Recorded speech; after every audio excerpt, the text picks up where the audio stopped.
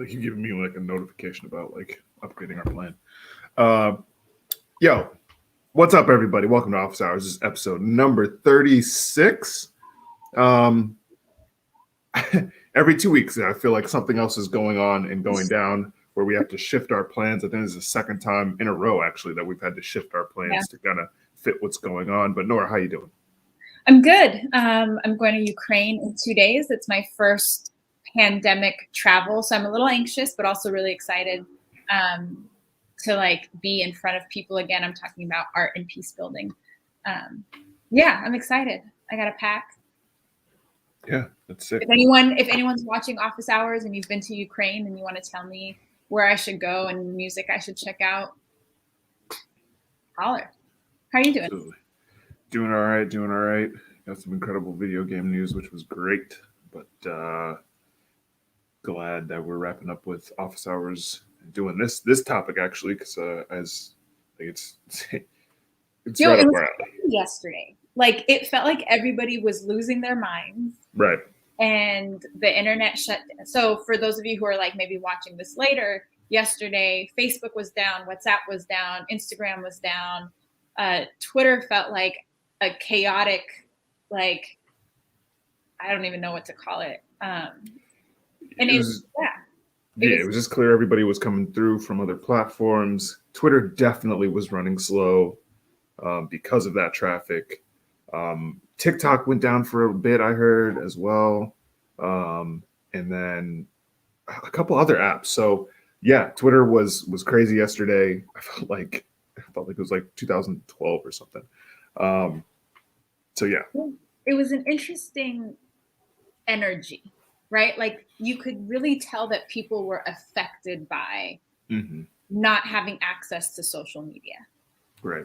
Or like not and on one hand, you know, we use these tools, like I use WhatsApp to communicate with like family and friends in other parts of the world. So like there's a practical aspect, but then also kind of the withdrawal that people were experiencing around like not being able to scroll or not.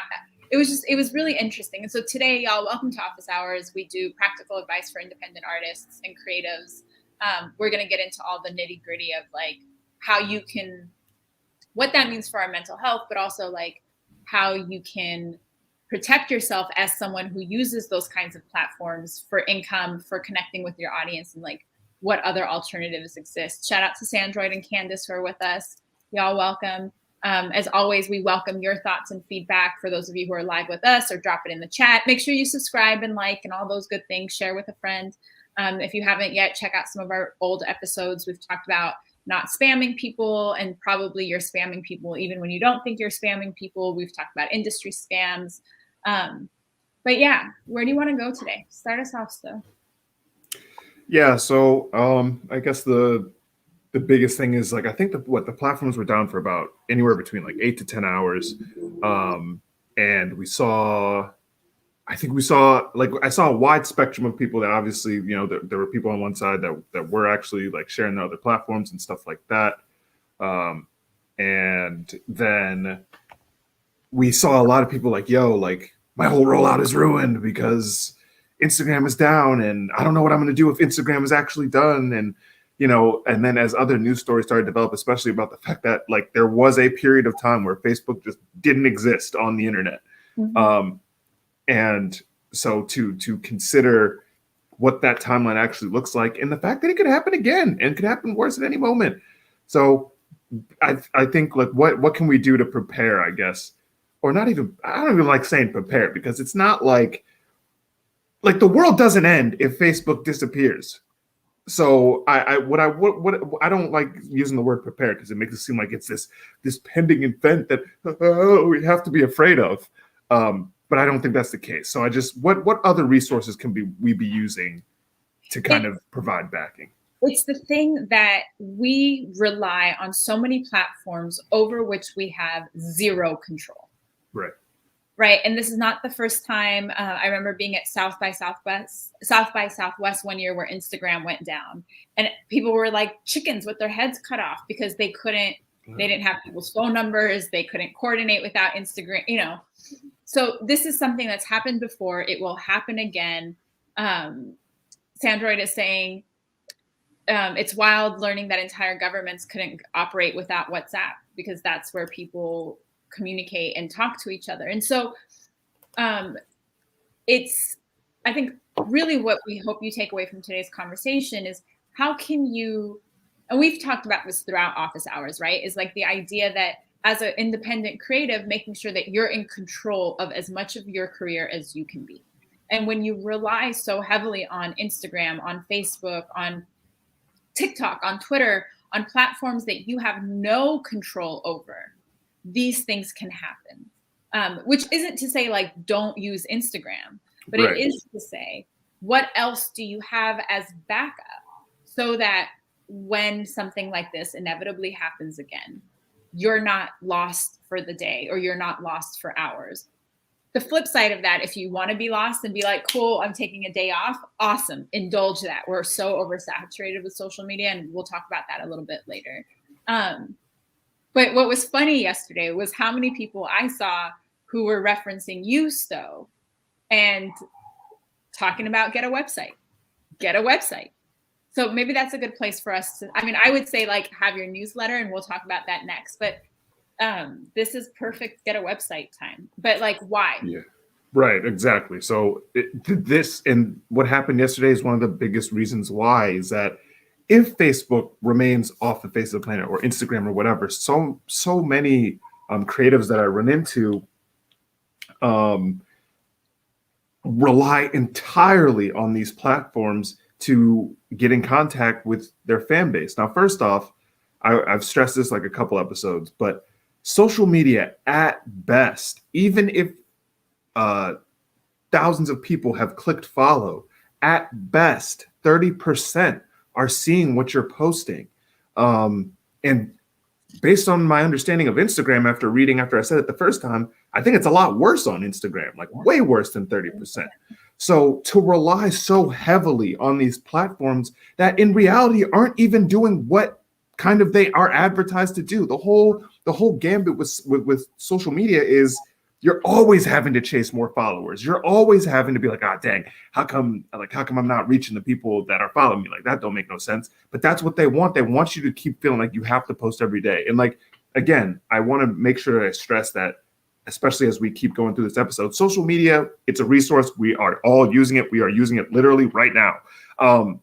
And it's a resource, but we are always going to talk against relying on it entirely. So yeah, a website, again, there's no algorithm.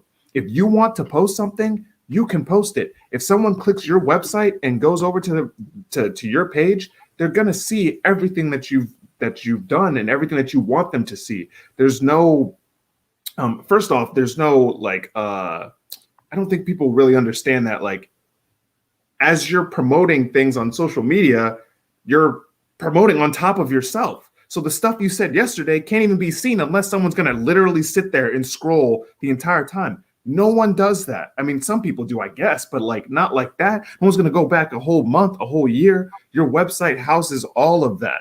I don't know what I'm pointing to. My website's not over here. But Wait, pause, because yeah. Let's answer Candace's question. Right. That is Samurai Shampoo art, incredible art. I forgot what they're called, a disc plate, I think. But super dope stuff. And sorry, there's another part of it as well. But I lost my train of thought. But yeah, get a damn website. You already know what it is. This is the thing, right? Yeah. To your point about like when I come to, so the thing about having your own website, it allows you to create the narrative that you want your audience, you want a writer, you want a potential brand partner, whoever, you get to be in control of that narrative and present it in the ways that you want me to see you. So Instagram, and for how many years have we been complaining about the algorithm, right? We want it linearly, but it doesn't give it to us that way. Twitter moves so quickly. LinkedIn, you only see a tiny percentage of posts, and that's like has its own weird algorithm. So your website allows you to tell the story in the way that you want to tell it, highlighting the things that are most important for people to see, hear, and understand about you. So it really, what it does is in a world where we're like bombarded with so much noise, your website gets to be the place that says, these are the key things. Look here, look here, look here, look here. And I can really quickly, without wasting any time or like getting distracted, I click here, this link takes me somewhere else. And now I'm like learning about bunnies in some part of the world, keeps me focused on you and what you want me to take away from it. So that's one. I think the other part of websites, again, is the control. So for example, yesterday we were at Den Music Fest, we were going through some of the final submissions that artists have sent in. All the folks who sent us an Instagram video as their performance video couldn't watch your performance video, right? But if that had lived in multiple places, right? If that had sent me to a link tree that took me to your website and your YouTube, or that had sent me to a, whatever, it protects you from things like that happening, right? So the other part of it is you want your content to live on different places for exactly this reason. And then finally, the third thing, and this is maybe the segue into the newsletter conversation, is you don't own any of the information on Instagram. Right. So or any of these platforms. When Facebook shuts down, or if Twitter dies, there's a ton of people that our relationship is based on Twitter. If Twitter dies, I don't know how to find those people. Right, right. However many followers I have, they don't follow me if there's no other way for them to find me, right? So making sure that you have that information, are making those touch points, are saying, hey, can I get your email address? Because you own that email list.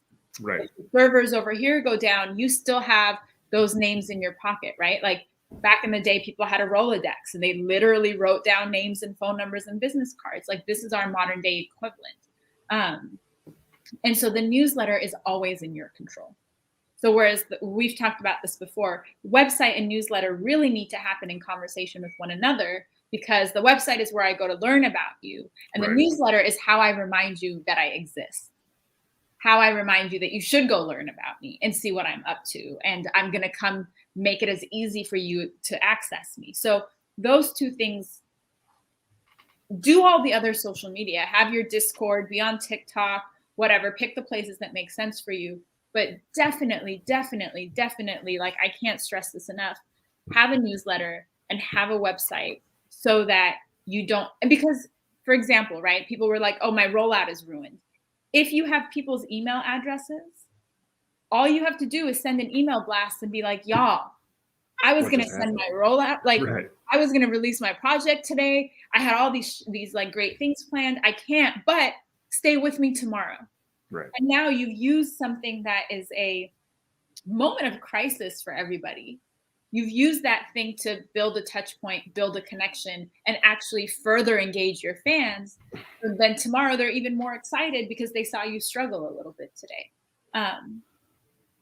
Get a website, start a newsletter.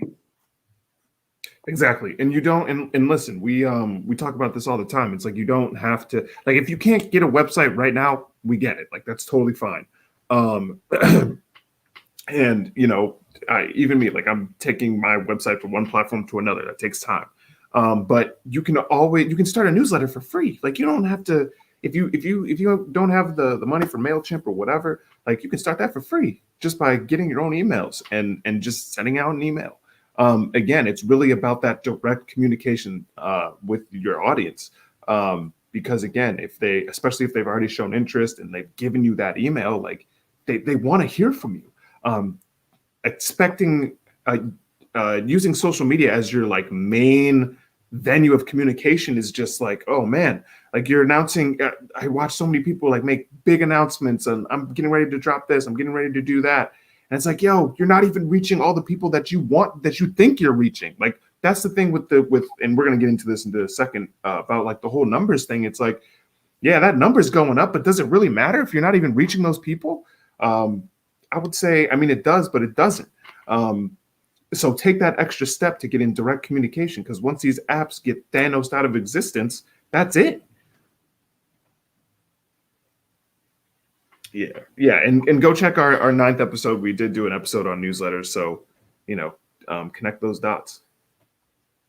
Let me share this question that Sandroid is asking. What's the risk of using sites like Wix and Squarespace to build your site versus building your own from scratch? I mean, I fucking hate Wix. So that's literally where my site is right now. And I'm moving it over to Squarespace because I hate it so much. Why? Why Sto? For me, it's super laggy.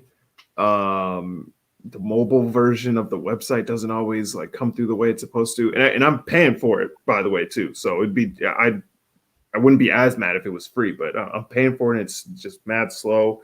Hard to get stuff set up, and like, or not hard, but like you have to have a deeper knowledge of coding, where at Squarespace you can customize all of your stuff pretty easily, get your storefront set up and all that stuff pretty quickly without a lot of knowledge of code. But if you know that knowledge of code, like you're good to go. And like just aesthetically, I just feel like Squarespace is just leaps and bounds ahead of Squarespace.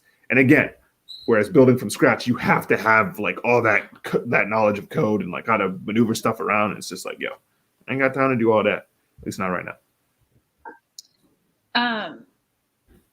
Candace says, join us on Squarespace, but their servers have gone down too. It's only happened to me once in 4 years though. I think to kind of the risk question, Sandroid, it's like there's always risk, right? Right. You can't, like as Candace says, the servers might go down or something might happen. I think for most people who don't have the skill set to build from scratch, going with a site like Squarespace is absolutely fine. I mean, especially if you're like backing everything up, the chances of your site going down because like their servers messed up or something technical happened on the back end is really no different than the risk of something similar happening from you building from scratch. So as someone who still doesn't have a website, because that shit stresses me out, my first step would be to start with Squarespace before I even start thinking about building from scratch.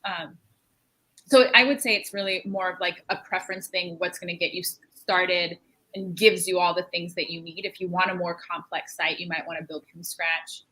But if you're just doing like bio, contact, press, here's some videos, something simple, you should really be okay with a Squarespace or even a Wix, even though Sto hates it. Yeah, if Wix is really like your best option, like it honestly it was for me at the time, like definitely go for it. But if you can't, honestly, go Squarespace because fuck Wix. I thought we could talk also a little bit about like what part of what we saw yesterday was people were like stressed, not being able to, get on access their stuff, right? And I want to say there's a very real aspect of that, right? That's where Absolutely. so many of us like find community. That's where so many of us communicate with people in different places. That's where so many of us like make money and run business. So I don't want to diminish the value of it. And also there was a real, I think, like addictive response. Like people went through a withdrawal. Yeah. Oh, absolutely. And I think it's just helpful to think about and like, I don't know, maybe just reflect on that or Sto, like what came up, did something come up for you? Like we're so maybe this is the question. We're so dependent and saturated with social media. For those of us who use it for work, yeah, how do we create that balance of not being consumed by it and not, having a healthy balance around it? Well, first off, I just want to be clear. If it was Twitter that went down, like I would have freaked out. Like I wouldn't have been like I wouldn't have been like some of these people I saw on Instagram or whatever, just absolutely like losing their minds. But there'll be times where I'm like, posting keys on or scheduling my keys on TweetDeck, and like it'll glitch out, and I'll be like, oh my god, did I just lose access to Twitter? And I'll be like, oh, but then it's all fine. So like I think that's part of like that. Just you don't want to lose that following, and you don't want to see all that, go out the window. So I understand that level of stress. I know for me, especially where like a lot of my inquiries start off on Twitter, like there are times where like I'm like, all right, like let's see what's going on. See what's like, do they respond yet? No, all right. And like you have to take a second to like I have a focus mode on my phone to just like shut down all my apps. And like usually around like 7 or like, especially when we have office hours, after I'm done with that, like I'll turn on focus mode and I'm done with apps for the night, and I'm not answering inquiries and all that jazz. So I think, and it's hard, you know, like no one taught us like, yo, you know, all these apps are coming through and like, you know, maybe don't be using them all the time. Obviously, we've thought of that from like common sense, but like, especially using it for work, it can be hard to kind of, you know, divide that up. So I really do think it's important to like, you know, even if you're still using your phone or whatever, turning on a focus mode so you can take the apps out and at least do something that you enjoy and that's not driving you absolutely insane. Candace is saying I would lose it if it was Twitter. I would too. I love Twitter. And I think Sandroid is saying it was hilarious having more people on Twitter, but thinking of it as a withdrawal response was something I didn't consider. That's interesting. Yeah. And I think part of what we saw was when something chaotic happens, we want to gather. Right. We want to gather and like talk about it, right? It's like when something pops up in the neighborhood and everyone's like outside. Right. It's the first time you talk to your neighbors, maybe, because you're right. Like, exactly. Like, oh, you see that? There's that sense of like community that happens. I'm curious for people, like how many times did you check Facebook knowing that it was down? How many times did you check Instagram knowing that it wasn't? Is it back yet? Is it back yet? Right. Now is it? You know, and so I think part of it is developing things, kind of to your point, so like healthier habits. For me, what I try to do, I find that flagging work, like DMs and stuff, helps me separate what's work from like personal stuff. Can you flag DMs on Twitter? Not on Twitter. On Instagram, you can. Oh, okay. On Instagram, you can. And I think on WhatsApp, you can also. So creating, you know, like flagging things and putting things in the right, or separating them in different like inboxes, that really helps me keep track of things. Because when I go and I see something that's not flagged, I'm like, oh, this is, I can deal with it. This is social, versus things that are more business. Mm-hmm.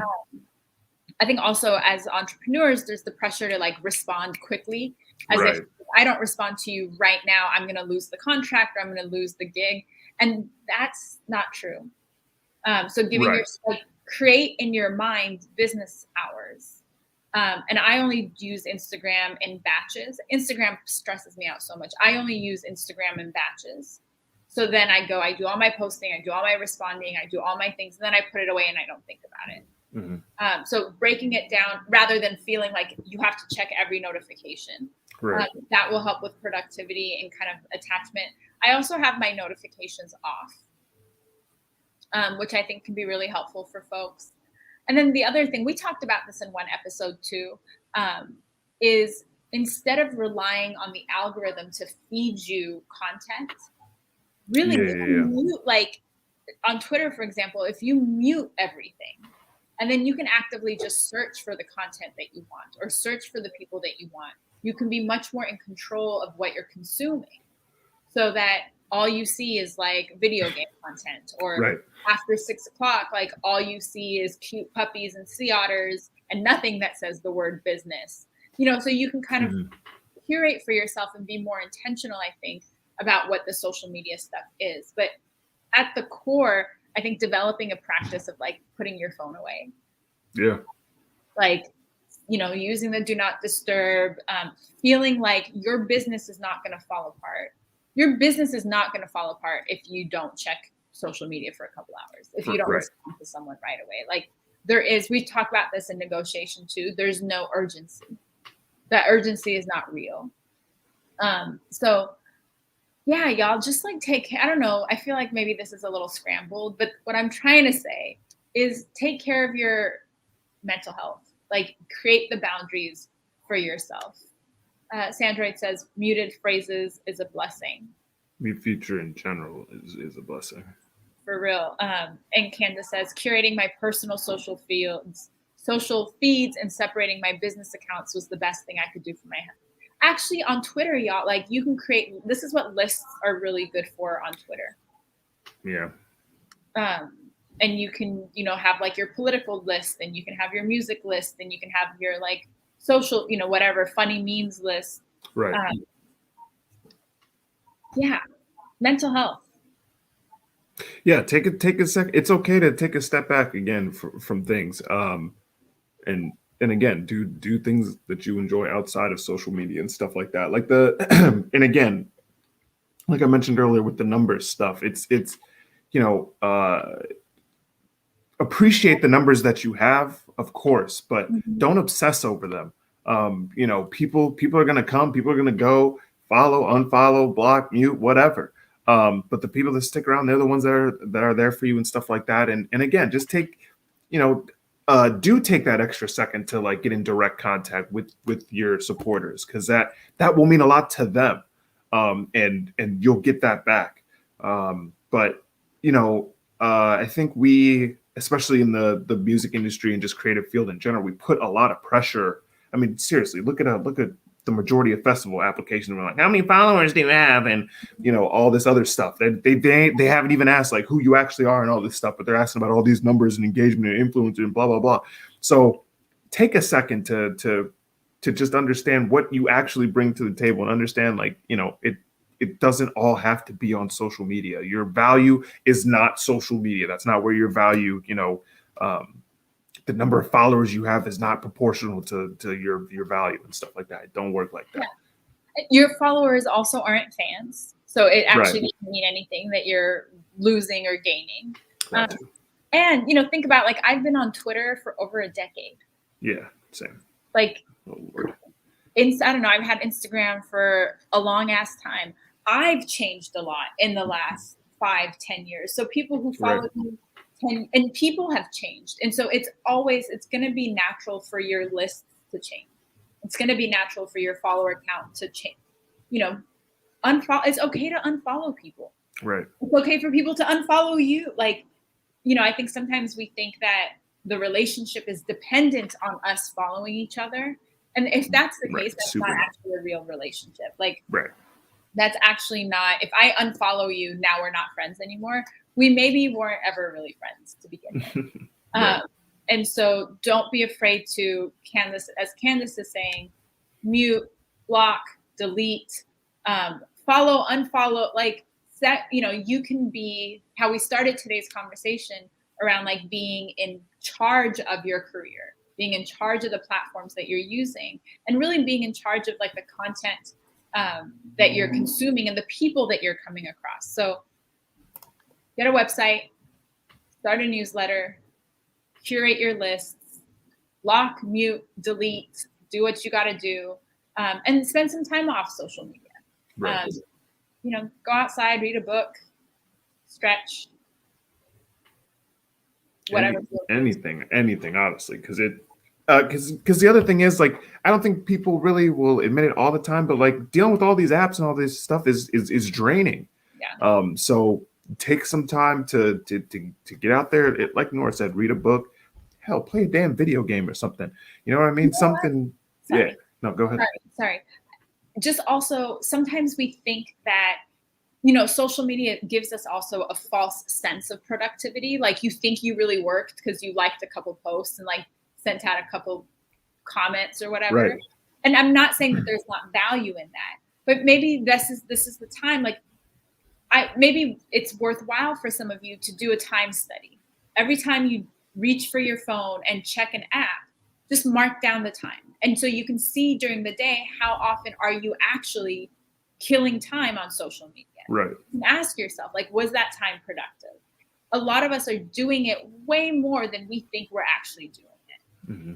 And so rather than spending the time like working on Instagram, you can spend the time actually drafting a business plan, or spend the time actually creating content, or spend the time like catching up on emails, or doing some of that administrative stuff that you say you have no time for. Or it can allow you to restructure how you use your time and what productivity actually looks like. I think, like I said, we get a false sense of working with social media when really we're just fucking around. Right.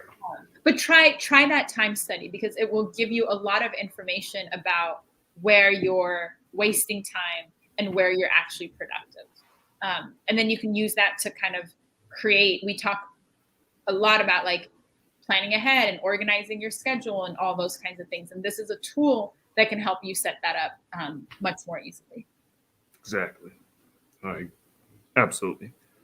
And David Lee says habits are everything. Exactly. And it takes time. Listen, I'm not perfect with this stuff. So these tips are stuff that I'm learning and using every day myself. So I'm not. There are definitely some days where I'm like, damn, like, I definitely could check social media a little bit less. So it takes time to grow into that.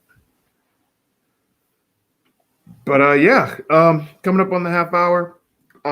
We appreciate all of you for watching. This has been episode 36 of Office Hours. Make sure to leave a like, leave an algorithmic comment. I know with a lot of the shutdown stuff from yesterday that I have seen some people lose their accounts and stuff like that. So if there's anything that you've dealt with throughout all of this, let us know in the comments. Let us know how you're getting in contact with your audience outside of social media. Let us know what you do to get away from social media. Let us know in the comments. And Nora, anything else? Take care of yourselves. Oh, also last month, Sto and I did we did like a consulting special. We had 6 consulting slots, and we sold out, which was amazing. We met with some really amazing artists. Like, a lot of you are doing really dope shit and just need a little bit of direction. So thank you for supporting us in that and trusting us to work with you. I think it's something that we'll offer again. So reach out to me, reach out to Sto. We're always here to, if you don't know this by now, we really do it because we believe in y'all. We support artists. We want to see you shine on your own terms. So if you have questions or things, we always answer, always respond to the comments. Do something nice for yourself. Do something nice for someone else today. And we'll see y'all in 2 weeks.